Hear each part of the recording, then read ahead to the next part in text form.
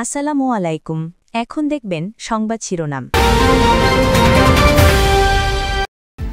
খালেদা জিয়া এখন চিকিৎসা গ্রহণ করতে পারছেন, সার্বক্ষণিক তদারকি করছেন তারেক রহমান, ব্রিফিংয়ে জানালেন ডাক্তার জাহিদ।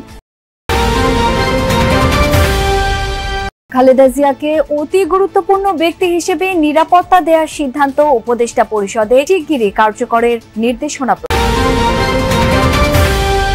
ত্রয়োদশ জাতীয় নির্বাচন নিয়ে ইসির আগাম প্রস্তুতিতে ইউরোপীয় ইউনিয়নের সন্তোষ, চ্যালেঞ্জ মোকাবেলায় লজিস্টিক সাপোর্ট। ফেসবুকে আওয়ামী পন্থীদের কয়েক হাজার ভুয়া পেজ দিয়ে আক্রমণ অব্যাহত, টার্গেট করে অনলাইনে চালানো হচ্ছে মব ভায়োলেন্স। এতক্ষণ দেখছিলেন সংবাদ শিরোনাম, এখন দেখবেন বিস্তারিত। বিএনপি চেয়ারপারসন খালেদা জিয়া বর্তমানে চিকিৎসা গ্রহণ করতে পারছেন, সবার দোয়ায় সুস্থ হওয়ার আশা প্রকাশ করেছেন তার ব্যক্তিগত চিকিৎসক ডাক্তার AZM জাহিদ হোসেন। দুপুরে রাজধানীর এভার কেয়ার হাসপাতালের সামনে এক আনুষ্ঠানিক ব্রিফিংয়ে এসব তথ্য জানান তিনি। বলেন, তারেক রহমান সার্বক্ষণিক খালেদা জিয়ার চিকিৎসা সংক্রান্ত বিষয়ে তদারকি করছেন। এ সময় দেশবাসীর কাছে দোয়া চান ডাক্তার জাহিদ। এছাড়াও কোনো ধরনের গুজবে কান না দেওয়ার অনুরোধ করে সবাইকে ধৈর্য ধরার আহ্বান জানান তিনি। এর আগে সোমবার খালেদা জিয়ার চিকিৎসায় 5 সদস্যের চীনা মেডিকেল টিম ঢাকায় পৌঁছেছে। উন্নত চিকিৎসার জন্য খালেদা জিয়াকে বিদেশ নেয়ার বিষয়টি প্রয়োজনে গঠিত মেডিকেল বোর্ড সিদ্ধান্ত দেবে বলেও জানান তিনি। বিদেশি চিকিৎসক দল খালেদা জিয়ার চিকিৎসার জন্য কাজ করছেন বলেও জানান তিনি। আজ যুক্তরাজ্য থেকে আসবে বিশেষজ্ঞ চিকিৎসক দল। প্রায় 1 সপ্তাহ ধরে রাজধানীর এভার কেয়ার হাসপাতালে চিকিৎসাধীন বিএনপি চেয়ারপারসন।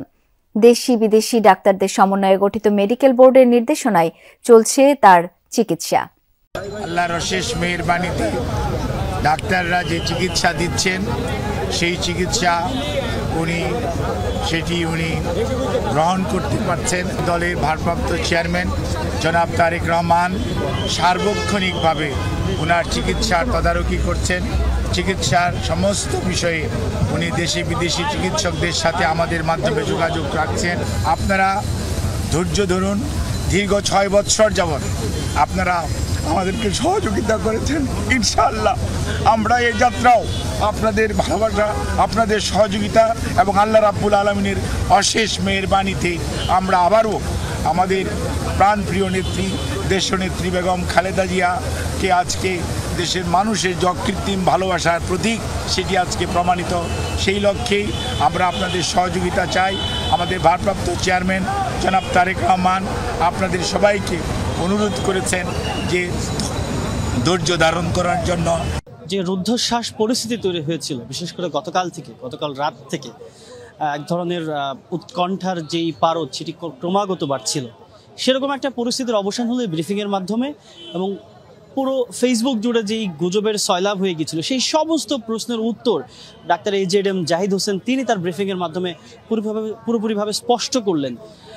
এটাই তিনি জানালেন যে খালেদা জিয়া এখনও চিকিৎসা গ্রহণ করতে পারছেন। তার মানে এটি দাঁড়াচ্ছে যে তার সেই যে চিকিৎসা কার্যক্রম চিকিৎসকরা সমন্বিতভাবে যেই চিকিৎসা তাকে দিচ্ছেন সেটি তিনি গ্রহণ করছেন। তার মানে তিনি এখনও সাড়া দিচ্ছেন।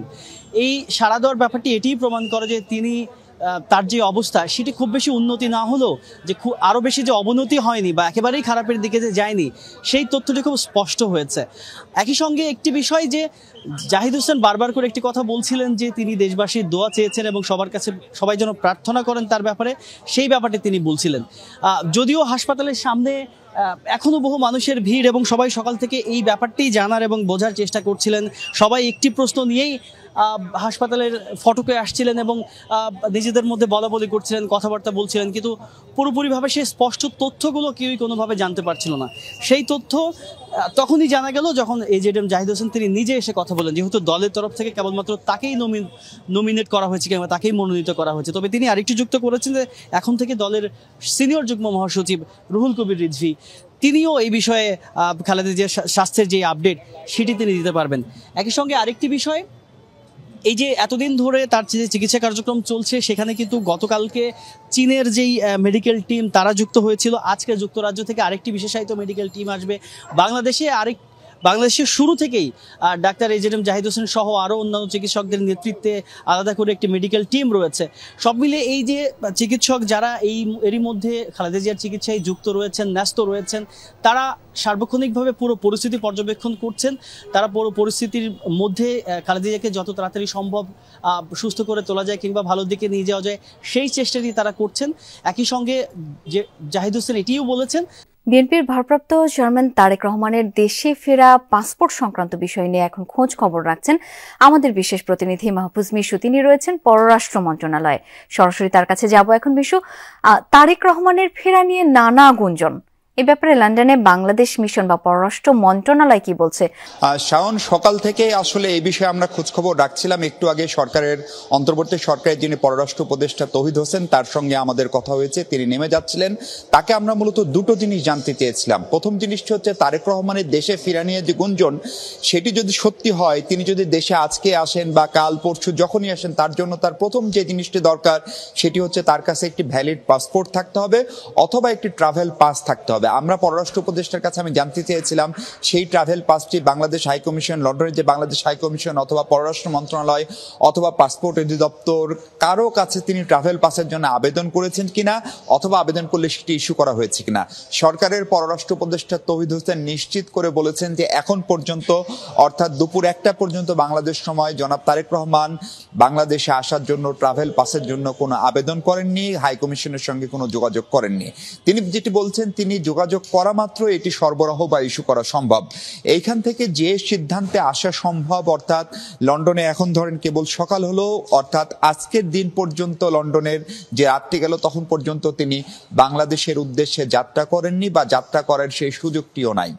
আমরা লন্ডনের বিএনপি সহ বিভিন্ন কূটনৈতিক সূত্রে যেমনটা জানতে পেরেছি যে তারেক রহমান দেশে ফিরবেন এটি প্রায় নিশ্চিত এবং তিনি ট্রাভেল পাস নিয়েই ফিরতে চান।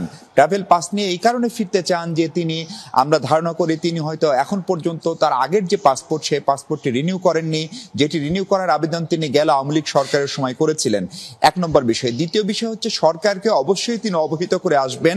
পররাষ্ট্র উপদেষ্টা তৌহিদ হোসেন বলছেন যে এখন পর্যন্ত বাংলাদেশ সরকারের কোনো পর্যায়ে বিএনপির দলের পক্ষ থেকে অথবা বিএনপির ভারপ্রাপ্ত চেয়ারম্যান তারেক রহমানের পক্ষ থেকে লন্ডন বা ঢাকা থেকে উনার ফেরার বিষয়ে অবহিত করা হয়নি। এই ফেরার বিষয়টি অবহিত করা কেন জরুরি? কারণ এর সঙ্গে বিমানবন্দরের নিরাপত্তা, আন্তর্জাতিক নিরাপত্তা, তারপরে যে বিমানবন্দরে তিনি যদি সরাসরি ফ্লাইটে না এসে কোনো অন্য দেশের কোনো ক্যারিয়ারের মাধ্যমে আসেন, অর্থাৎ উনি যদি কাতার বা দুবাইয়ের কোনো ফ্লাইটের মাধ্যমে আসেন, তাহলে সেইখানকার নিরাপত্তা, এরকম অসংখ্য ইস্যু জড়িত আছে। বিশেষ করে সবশেষ তারেক রহমান সাহেবের যে ফেসবুক স্ট্যাটাস, সেখানে তার সেই নিরাপত্তাটি যে খুবই গুরুত্বপূর্ণ সেটি বাংলাদেশ সরকার আমলে নিচ্ছে। ফলে সেই বিষয়টিও সরকার এখন পর্যন্ত আনুষ্ঠানিকভাবে জানে না। আমরা বিএনপি সূত্র বা অন্যান্য সূত্র থেকে যেমনটা জানতে পারছি যে ঢাকায় অন্তত পাঁচজন চীনের চিকিৎসক এবং 2জন আমেরিকান চিকিৎসক বাংলাদেশের চিকিৎসকদের পাশাপাশি বেগম খালেদা জিয়ার স্বাস্থ্যের শারীরিক অবস্থার তদারকি করছেন। তাদের সমন্বয়ে একটি পরিপূর্ণ মেডিকেল বোর্ড হবে এবং মেডিকেল বোর্ডের অগ্রাধিকার থাকবে আগামী 72 ঘন্টা, অর্থাৎ